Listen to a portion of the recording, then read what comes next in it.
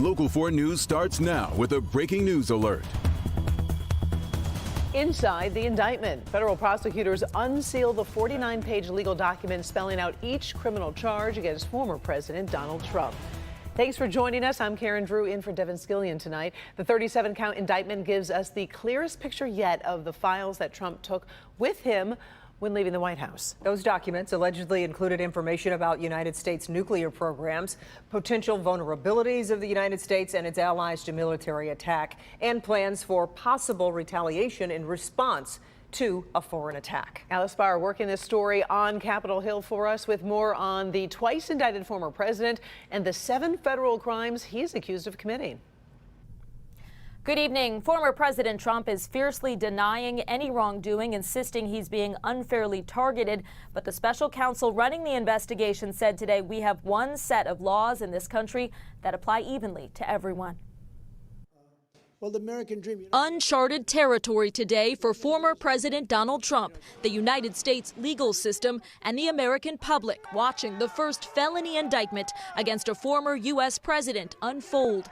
The now unsealed indictment includes 37 felony counts tied to allegations that Mr. Trump mishandled classified documents improperly stored at his Mar-a-Lago estate and resisted the government's efforts to get them back. Independent special counsel Jack Smith making a rare public statement.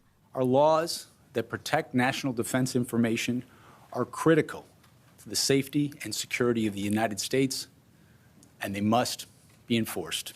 Mr. Trump on the attack, accusing the Department of Justice of orchestrating a political witch hunt after announcing the indictment himself last night on his Truth Social platform. I'm an innocent man. I did nothing wrong.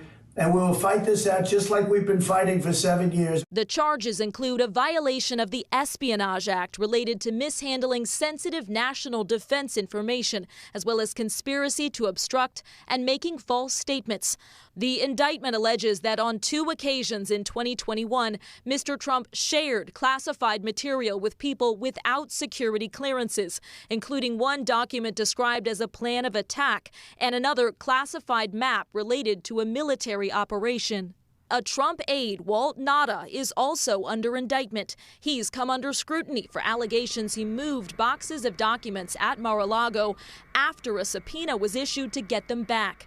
Former President Trump, who announced a new legal team today, is expected to surrender to a federal courthouse in Miami on Tuesday. A court official telling NBC News a Trump-appointed judge, Aileen Cannon, was randomly chosen to oversee the trial, the same judge who a higher court criticized for handing Mr. Trump a series of unusually favorable rulings early in the investigation. From Capitol Hill to the campaign trail, fellow Republicans coming to former President Trump's defense today, echoing his allegations of a politically motivated prosecution. President Biden made clear today he had not and would not speak to the Attorney General about this case.